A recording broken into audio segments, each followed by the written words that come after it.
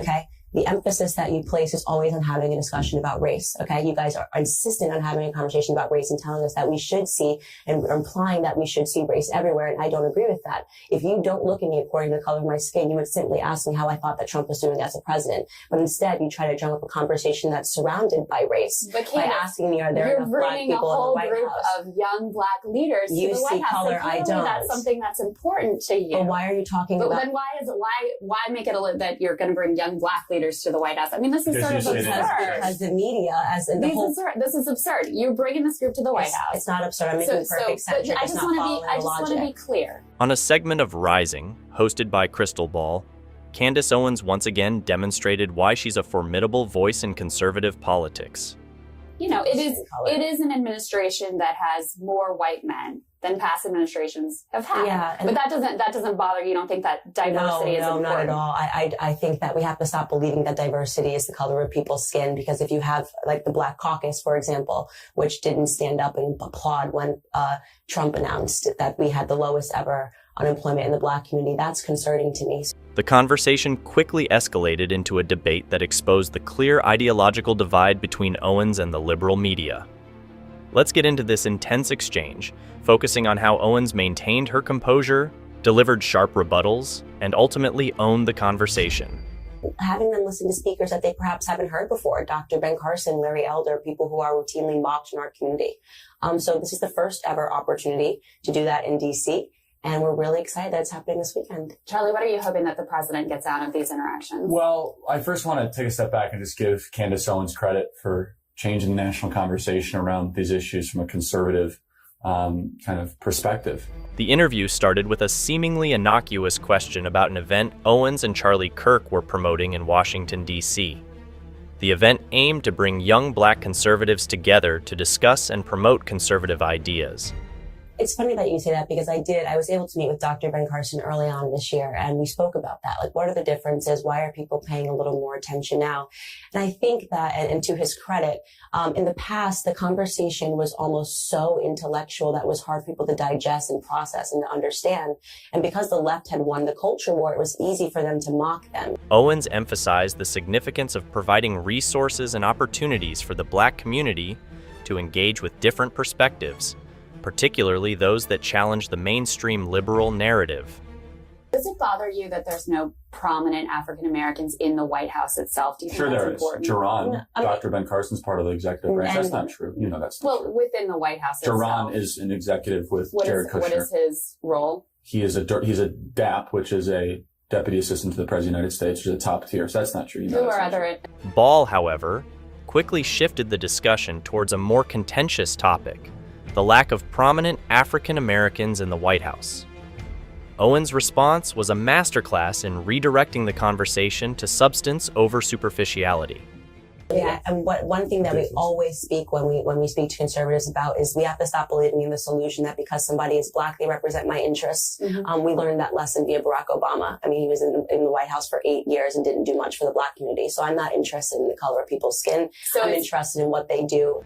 She argued that the focus shouldn't be on the color of people's skin, but rather on their actions and accomplishments. Using Barack Obama as an example, Owens pointed out that despite his tenure as president, he did little to improve the conditions for the black community. A big part of the conversation that we open is in making people understand that's an illusion that the left has sold, that somehow because somebody matches my skin color, because somebody matches my gender, they have my best interests at heart, and that is completely fallacious. I have to ask about Kanye. You two have been seen, photographed with, spend time with Kanye. I got a tremendous, we have to speak about it on the show, got a tremendous amount of attention from the media from a recent meeting in the Oval Office. This powerful statement set the tone for the rest of the interview, highlighting Owens' belief that policies and results matter more than identity politics. As Ball continued to press on issues of diversity, Owens remained unflappable. She dissected the liberal obsession with race, calling it an illusion that the left has sold to the black community. It was Kanye West that's been the battering ram against political correctness. And I knew that someone with his personality wasn't going to be able to exist comfortably on the left anymore, because we are now being told what to think, how we have to think, who we have to love, who we have to hate. And that's not comfortable for anybody that's an artist. And their stranglehold on culture is really what Kanye is sort of taking a stab at. Now, I want to be clear, based off of my conversations with him, he's not a Republican, and I think that that's an important thing to distinguish and to make clear distinction to make. Owens argued that liberals often assume that people who share their race or gender automatically have their best interests at heart, which is not always the case. This critique of identity politics resonated with many viewers who feel that such superficial markers are often used to manipulate rather than empower. Candace, I do want to ask you about news of the day. Obviously, we have all these explosive devices that have been sent to prominent critics of this administration. Right. And in a tweet, you originally said you thought there was zero chance conservatives sent bombs. I think you took that tweet down. Yeah. But you later added, it isn't conservatives that are chasing people down in offices and restaurants. It isn't conservatives that have weaponized sexual assault as a means to political gain. I stand by my opinion that when it comes to political violence, the left is the likely culprit. Ball then brought up Owens's controversial tweets, hoping to corner her into making a defensive statement. Instead, Owens stood firm, clarifying her stance and pointing out the left's tendency to use political violence as a tactic. She reiterated her belief that the left, not the right, is more likely to resort to such measures.